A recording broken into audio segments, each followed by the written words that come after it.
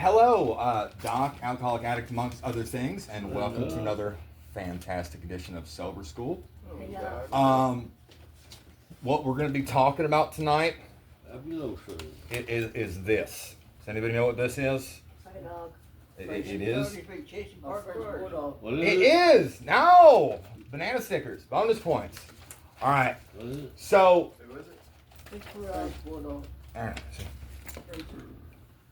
Oh yeah. French bulldog. French bulldog. All right. So what do you think class is about? If I've got pictures of a French bulldog. Companion. Man, I like where your head's at, but wrong. Tonight's class is about our own self-will and how it typically, not invariably, but usually, more often than not, causes undue suffering. Which brings me to the French bulldog. Man's best friend. Well, when you look at this, you're like, oh, that's adorable. You know, that's cute. Hey, I bet it'd be nice on my lap and pet it and stuff. This used to be a wolf. This used to be a wolf, and then man's own self-will got its hands on it. Like the Chihuahua as well. All right, so this looks cute. They are typically ill-tempered because they bred for comfort and looks. They all have sleep apnea. They have breathing problems. These things can't even breed on their own. Like most litters of French bulldog puppies have to be delivered via C-section, which is horrible. Like that's the necessity. We've created something that suffers because we tried to make it how we wanted to make it. There is exceptions, but like I'm German. The German Shepherd. Does anybody know what the 2-bullet test is? All right. So what they would do is they would take the German Shepherd puppies out into the woods with a gun and 2 bullets. They would fire 1 bullet up in the air, and if the dog freaked out, they'd put the other bullet in the dog. That's why German Shepherds are not gun shy. Okay, that's typically Teutonic fashion. That's a very effective way of making a non-gun shy dog. But that's, again, us expressing our own self-will, and almost invariably, the first maybe quarter to a third of their life is they're very effective police dogs.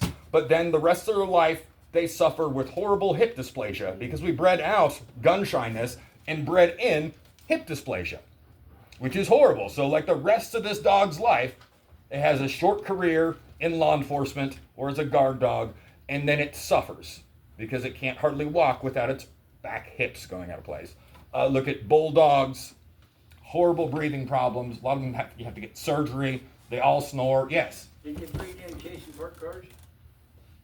Because that's what they look like. Yeah. Chasing park cars. Well, they were meant to be able to get in close and bite. So that's why they have these shortened snout. And they're literally for dealing with bulls.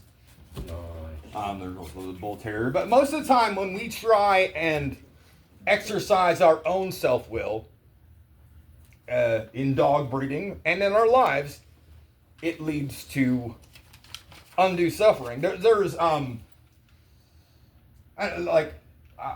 how many, almost all the 3-legged dogs I've ever known have been like mutts, you know? Like they're just doing what the plan and breeding how they're supposed to breed, and they're a mix of a bunch of stuff and super resilient. Hit it with a car, take out its leg, and it still keeps going. Tripod. Yeah, tripod. Hi, Asia. Because she's got a 3-legged dog. She does. But and there's breeds like when you let a dog do what it's supposed to do, like chase animals. Most shepherd's breeds, relatively healthy, you know. But when we try and we're letting the dog, okay, this is what a dog's supposed to do. This is what a wolf is supposed to do. Wolf's supposed to chase and corral animals. This is wolves are apex predators of North America because they're doing what they're supposed to do, and their teamwork makes the dream work. A pack of wolves can take down a bison. I don't know if you've ever seen a bison up close. Yep. It's like a furry Volkswagen that hates people.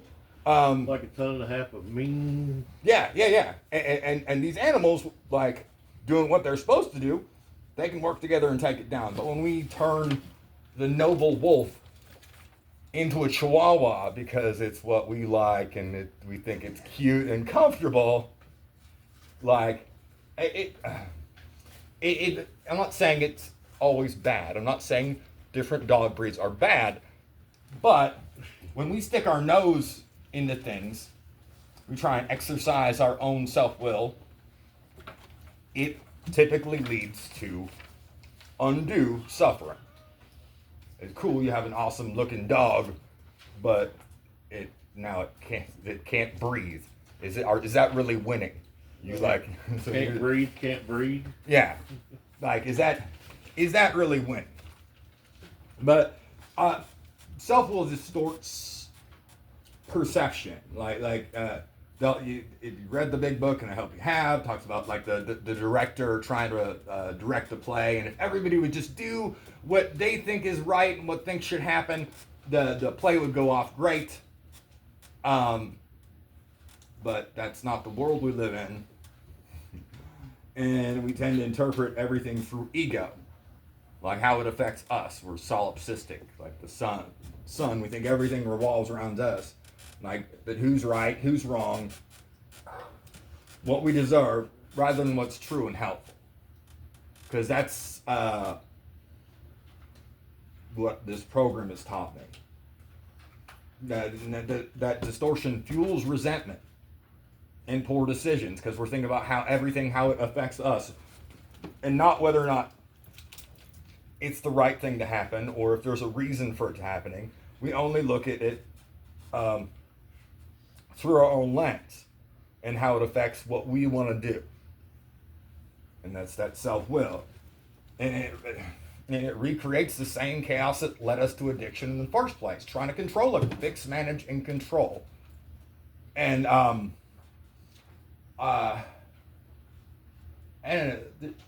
there's a reason why I can remain calm when shit's going crazy. Like I was blessed when I was younger to have got struck by lightning 2.5 times. Like twice directly, once indirectly. And you think you're in control until you get struck by lightning. Like you think you're doing the things, and okay, I'm crossing this park to get to that apartment complex so I can get out of the rain, or like, oh, this is a low spot and there's a tree there, so I shouldn't get hit. Split the tree in half, went through my shoulder, out my foot. One time I was the 0.5 times, I was just got done mowing the lawn. It was a sunny day, and I thought I know what was going on. Okay, I'm all sweaty. It's like 120 degrees. I'm gonna go hop in the shower, like wash this dust off. Lightning struck the hot water heater and like exploded the shower head and knocked me back and knocked me unconscious.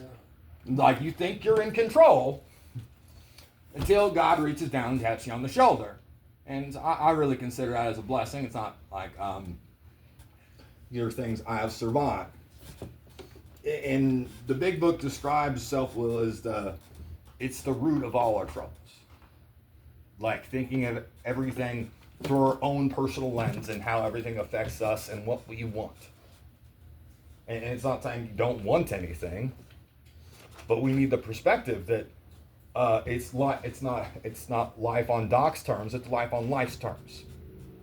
And we would be well served to remember that. Like, because when unchecked, it drives the same impulsivity, control, and escapism we stay stuck in.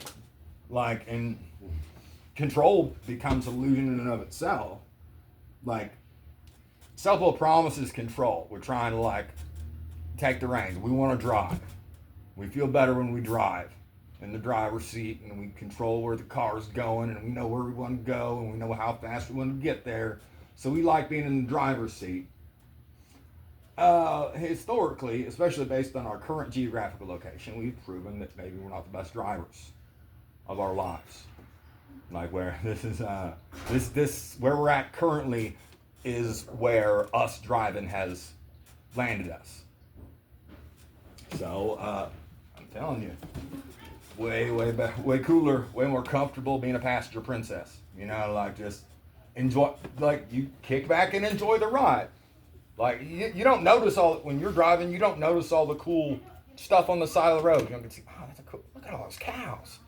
Or look at that sunset. No, your hands at 10 and 2 and adjusting the climate control and the radio and checking your 6 for smokies and watching the cars ahead of you in the next lane and trying to pass and get further along, and you're missing all the good stuff in life trying to fix, manage, and control everything. And it ultimately, it blocks spiritual growth. Like the core aim of the 12 steps is connection with a higher power. Like something greater than ourselves. And like self will insist, I've got this, and which closes the door to humility, guidance, and transformation. Because if your focus is on your own self will, you know where it's not? Not on your higher powers will. You're focused on what you want and what you think should happen and how you think it should happen and how fast you think it should happen. You're not gonna be paying attention. You can't. You've got finite cognitive resources, and if you're just focusing on what you want and how you think things should be working out, you are not going to be paying attention, or invariably not as well, to what your higher power wants you to do. Yeah. Doing the step 3 prayer is remove me of thy will. Yeah. Thyself. The bondage of self. Yeah. So, Yeah. Such a great line. There's so many great lines in the Beg book. Relieve me of the bondage of self. Self will run riot. Like it's just poetry. It really is. And ultimately, relationships suffer. Self-centered thinking, self-will thinking leads to manipulation, defensiveness, and blame, where it leads us to point fingers. And this ultimately erodes trust and isolates us, conditions that are extremely dangerous for recovery. Like, we're setting up conditions for failure, because the opposite of addiction is connection. So if we're doing anything that is going to ultimately isolate us, or even not completely, but make it harder for us to connect, we're setting up ideal, perfect storm conditions for us going back out and fucking up again. And it fuels resentment and fear when things like don't go our way, or happen how we think we could happen, how we think it should happen. These emotional states are common relapse triggers. Not always. We don't need something major to have a reason to go back out. I'm sure I got fired, or my girlfriend broke up with me, or wrecked my car. But and it could be something good. I had a great day at work. I'm gonna go out and celebrate. Or it could be the frickin' light bulb went out in the refrigerator. We don't need a good reason to go back to messing up. If we're thinking about our own self-will and how we think things should go, it's really easy for us to come up with a good reason to go back out. And that's why it's important to not have our focus there. And self-will, it resists accountability that is required by this program. Self-will justifies behavior and avoids responsibility, making steps 4 through 10, which are pretty much the meat of the program, inventory, amends, continued growth, harder to practice honestly. And this is a program of rigorous honesty. You can't just kind of do it. When you do your step 4, everything goes in the book. And when you do your step 5, you tell God and another human being all the things, not the things you think they can handle or you want them to know. It only works if you get all that shit out there. And ultimately, like, it creates spiritual exhaustion. Like, this disease we have is a spiritual sickness. And trying to manage everything alone is draining. Like, constant mental spinning, planning, controlling, worrying, it leads to burnout. It sharpens the edge that we look for substances and alcohol to try and take off. You know, because we get, our cortisol levels get high. We're trying to control everything. We're trying to, like, keep all these balls in the air and make sure everybody's doing what we think they should be doing. So we're constantly on edge. Our bloodstream is chock full of, like, cortisol and other stress chemicals and norepinephrine, and we're just like on edge. So like, more so than we can handle. And if we start using alcohol or drugs to take that edge off, we've got chemicals in our brain that are supposed to help calm us down after stressful situations. But if the stressful situations never cease, and then we're actually self-medicating to try and take that edge off, then your brain stops producing those chemicals that can do that for you naturally. So it's making it worse. At the same time, it's preventing your brain from making it better. And that's why it compounds. That's why it snowballs. That's why it's just like, starts off kind of messed up and just gets worse and worse at an exponential rate. Doc, Yeah. it's kind of like you're feeding them demons if you drink or you go back to the drugs. Yeah. You're feeding them demons that you got going on in your head. The exact thing that you're trying to escape from. Spirits. Yeah. Yeah, Spiritually speaking, the spiritual warfare you're going through, if you go back to what you used to go to calm yourself down, you're kind of just feeding them demons. Yeah, and it's ironic because not everybody, but a lot of people use and drink alcohol to try and combat or numb or quiet those demons. But what we're ultimately doing is, by avoiding it and trying to do things based on self-will, we are feeding those demons. So trying to put out a fire with gasoline. It does not end well. It only makes things exponentially worse. And You want a big fire? yeah, if that's what you're looking for, if you keep on that path, you've got a big fire in your future anyway. Depending on your school of thought on the whole afterlife thing.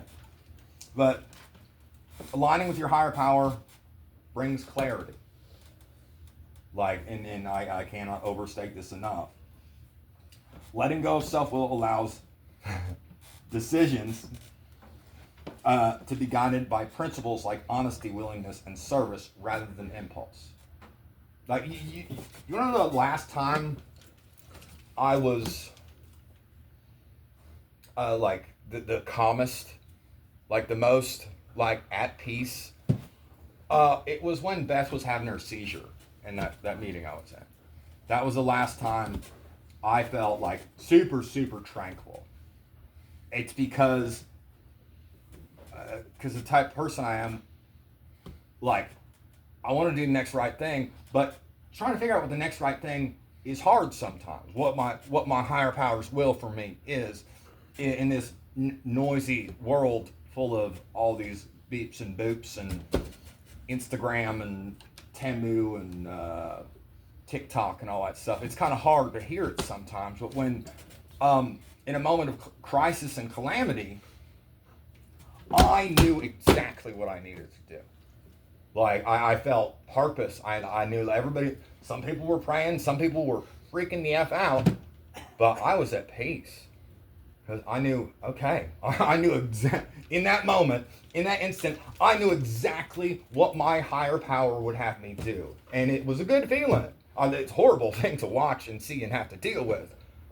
But by working this program, something that would cause a lot of people to flip their wig, like, gave me purpose, gave me direction. I knew exactly what I needed to do. I needed to help stabilize her, keep her talking, get her breathing, lock her legs down, and just stay with her and let her know it's going to be okay. Just keep reminding her. Like, it was like I've had things blown up. I had to deal with in the engineering field and the maintenance field, I have to deal with stuff typically that's either off, on fire, or underwater. Like, and in those moments, it brings my connection with my higher power. It brings me clarity. When normally I would be freaking the F out. Like, oh my God, the building's on fire. Okay. But, because if I'm acting on self-will, like, that's how I'm going to respond to that. Okay. I don't have control. This is life on life's terms. Like, literally, down the street from the property I was working on today, a house caught fire. And it'd be like that sometimes. Like we can't, and like you think you're in control, but you're well served to realize that you are not. You think you know what you're doing until you get struck by lightning. So all you can do, we can't control life. We can't control what happens. What we can control is our actions and our intentions in here. And if my intention is solely to do the next right thing, and sometimes that can influence the world, but it's not our job to influence the world. It's our higher power's job to influence the world. And it doesn't seem like a huge distinction, but it is. Because all our job is to make sure we're doing the next right thing. And practicing as a program of rigorous honesty. So as if my actions can influence the world in a positive way, I need to make sure I'm doing the things that are going to influence it in a positive way. But it's not up to me to decide whether or not that makes a difference, or whether or not that affects it or changes the damn thing. My job is to do the next right thing regardless. And the connection with the higher power, it replaces fear with trust. Like, you know what I was doing when they were wheeling me in for surgery? I was praying for my son. I was praying for you guys. Like, because I was also thinking to myself, oh my God, this fucking hurts. But, like, when they were wheeling me in there, getting ready to put me under, like, you guys were on my mind. Because, like, I know what I've been doing. I know where my heart's at. I know how I've been living my life. So I know no matter what happens in this operation, I know whatever's supposed to happen is going to happen. But in that moment, I honestly was worried about you guys. Like, who's going to harass Marcus? You know? And that made me sad. I'm like, I hope I make it through this so I can give him a hard time. And, like, seriously, in a moment when, like, most people, if they're thinking, if they're living about self-will and thinking about everything, like, oh my God, please don't let me die. I'm like, hey, if it's my time, it's my time. I'm honestly, based on historically, based on my life, I'd be going out on top. You know, like I got a clean slate. I'm living life right. I'm doing what he would have me do, and if this is my time, okay. Like, the only thing I was really concerned with, hey, if you're gonna take me, cool, but please look out for my people. And that's the distinction of living for my higher power's will rather than my own. Like, a higher power that's not going to eliminate uncertainty. It's not going to, like, the manageability this program affords us is not, okay, everything's going to be hunky-dory now. Honestly, it's kind of freaky. Like, you start actually working this program, good things do start happening, but bad things start happening too. Like, I'm just trying to do a good job, and all of a sudden a hole ruptures in my stomach and nearly goes septic. You know, and I'm doing everything I'm supposed to be doing. I don't have control over that. You know, okay, sometimes it be like that. What we do have, manageability this program affords us, if we're truly working it in 10, 11, 12 in it, is it manages our expectations. It manages how we respond to things and where our priorities are at. Because if your priorities are in the right place, hey, if it's my time, it's my time. What will be, will be. Que sera, sera. But it definitely reduces the need to try and force outcomes. If I know I'm doing right, and if I know my head's in the right place, and my slate is clean, I thoroughly worked my step 5 and step 4, and I'm continuing to take daily inventory. I know my slate is clean. The peace it provides. Okay, if whatever's supposed to happen is supposed to happen. That's why, you guys know my big 3 for prayer is just protections, corrections, and directions. I don't pray for anything specific. I don't want to wind up a French bulldog. You know, I know better than trying to drive. And so, hey, just keep me safe. Make sure I'm doing the next right thing, and put me where I need to be. That's it. Amen. You know, because that's all I need in my life at this point. And like that shift in how my will and my affections is aligned has brought me a steadier sense of peace than I've ever had in my entire life, than I've ever achieved with any drug or alcohol or combination of drugs or sex or gambling or anything. Like, to just be at peace, to be like, okay, get a medevac, let's take a selfie. You know, like when am I getting another chance to take a helicopter selfie? So I'm like, okay, let's make the best of this. How can I make the best of this helicopter trip? And I took one, and then the helicopter took one of me too. Figure you'd be in surgery.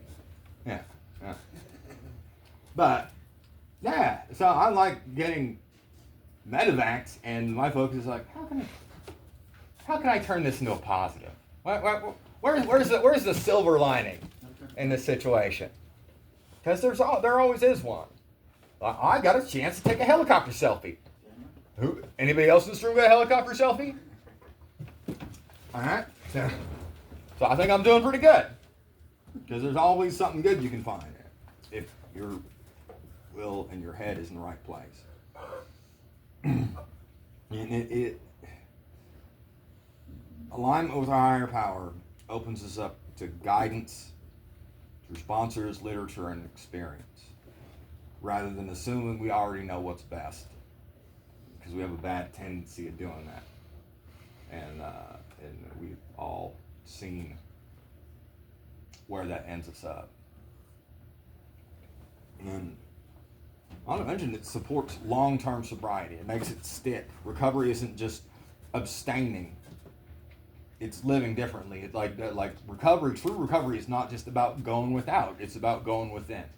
We got to fix the us problem that is making us want to drink or use drugs in the first place. Because you can just take away the drugs and alcohol. Plenty of people sober in prison, solitary confinement or whatever. Cool. Are they recovered, or they're just not high or drunk right now? Because there's a difference. Like I was clean and sober for 10 years, but I hadn't dealt with the me problem, so I was still scared. I was still miserable. I was still spiritually sick. Even though I wasn't acting it out, I was still trying to control everything, and when it's not for me to control. It's for me to do the next right thing and make sure I'm doing what my higher power would have me do. Surrendering self-will in a daily practice help maintain emotional balance, the spiritual connection and resilience against relapse. If I know I'm continuing to take personal inventory, when I'm wrong, I promptly admit it. I'm seeking only for seeking through prayer and meditation to improve my conscious contact with God as I understand Him, praying only for His knowledge for His will for us and the power to carry that out, and like trying to carry the message and practicing these principles all my affairs. Like that's how I've been choosing to live my life. That's where my priorities are of what's important. Am I 10, 11, 12 in it? Like, if I am winning, I can call today success. I didn't add anybody to my step 4. I didn't add anybody to my step 8. You know, like, then you gotta check that shit, because sometimes you will, even if you're in recovery. Nobody's perfect. Sometimes, oh man, that guy really pissed me off. I fucking hate that guy. Those telemarketers, you know. Can't really, I suppose you could put a robocall on your step 4, but that really isn't helping anything. But yeah, if you're truly 10, 11, 12 in it, and you properly worked 4 through 10. If you properly work the steps, the peace it affords you is it's almost indescribable. Like peace and purpose. Like, yeah. Yeah, so basically, you're talking about spiritual sickness and how it affects our recovery. Isn't there some math behind that, like people that, you know, or do more spiritual-based recovery versus, this is a spiritual program. A lot of people, because they take the word God out of it, doesn't consider it. But I mean, No. Isn't there some statistics behind that, the success rate and the relapse rate with the people that do get it right? Oh, absolutely. And there for centuries, they just wrote people like us off. They would put us in cages, like, or institutions, or in the ground. It was the general consensus of modern psychiatry that we weren't helpable. We weren't really reachable. And we talked about, like, Carl Jung in class last week. He was the first one to out and out say it. Okay, you guys got a spiritual sickness. The only way you're going to fix it is with a spiritual remedy, and which was controversial at the time. But the numbers do back it up. And don't get me wrong, I'm not disparaging things like smart recovery or like MRT. Hugely beneficial as far as introspection and learning more about ourselves and why we do the things we do and what the real motivation and stuff is behind it. But like there's a picture here.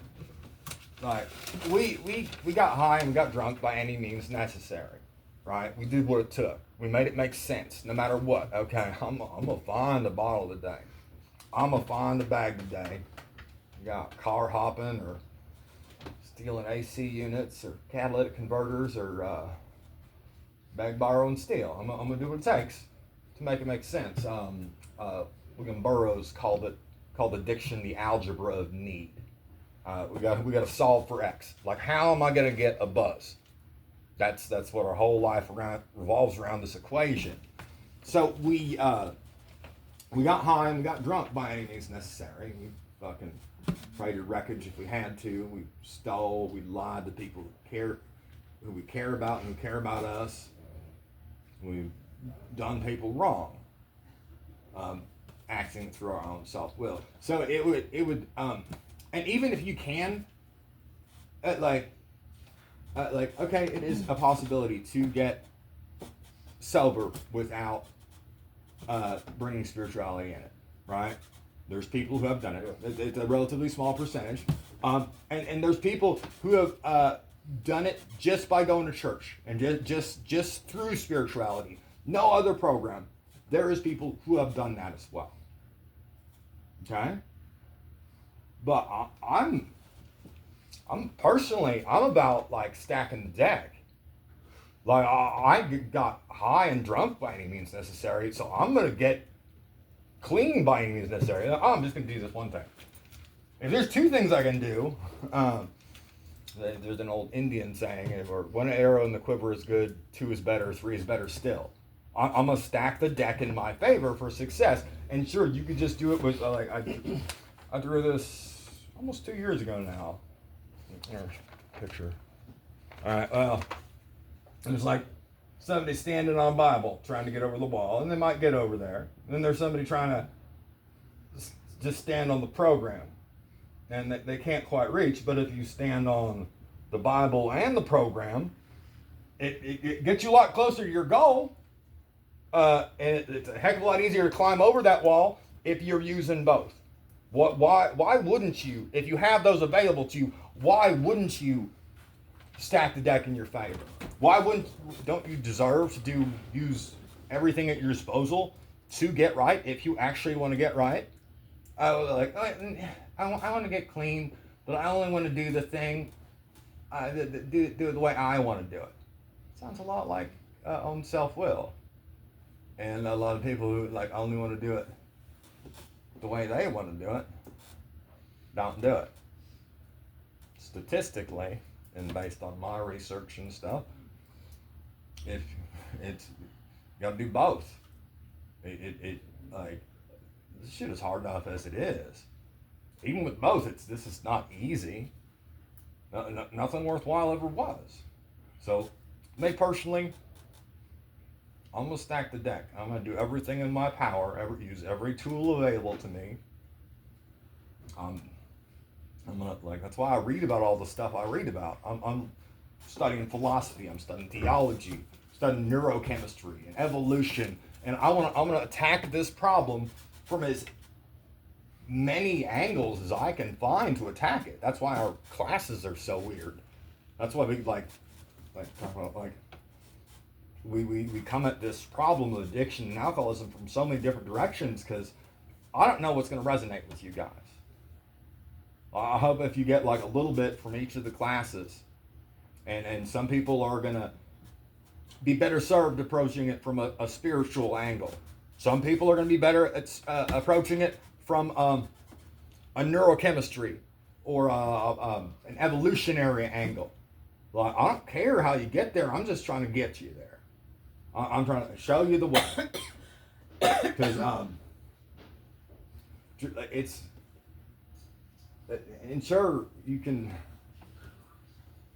I'm not saying you can't get to the top of the mountain on your own, but even Sir Edmund Hillary, when he climbed Everest, he had Tenzing Norgay, he had a Sherpa, he had somebody who was familiar with the mountain to help him along the way to make sure he got to the top, because maybe he could have done it on his own, but he wasn't about taking chances. Okay, what can I do to stack the deck in my favor for reaching my goal?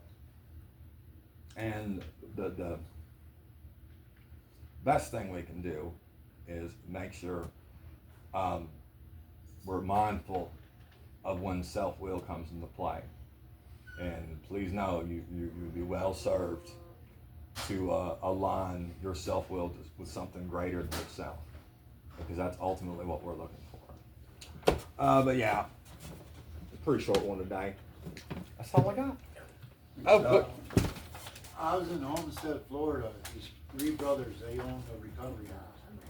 And one, he was really religious, but he ran classes. And people were like, oh no, he goes to sermon. He stopped the class. He said, listen, I'm not going to say nothing about God. I'm really going to tell you, you don't have to believe in God. You don't have to be religious. But if I'm telling you one thing, you need to believe in a power greater in yourself to succeed in this program. We need to flip it on its head. We turn. This is not. It's not a me program. It's a we program. Yeah. Literally flip that shit on its head. All right. So, a joke. All right. So, there's a religious guy and an atheist, and they're sitting in the bar having a heated discussion with an intensity that you only see with people who are about 4 beers in. You know, they're in it, and and the atheist goes, well, it's not like I haven't looked into it. You know, I have my reasons. I've tried prayer, Hey, I got lost in a snowstorm, like the other week, and like I'd lost my way, and the snow just kept getting heavier and heavier and heavier. So I dropped on my knees and prayed, and he's like, well, and then the religious guy is like, well, you're here, your prayer must have worked. Like you got to believe. He's like, oh no, some Eskimos were just coming down the path at that same time, and they showed me the way out. It's all about perspective, you know. Wow. Well, that's all I got. Thank God.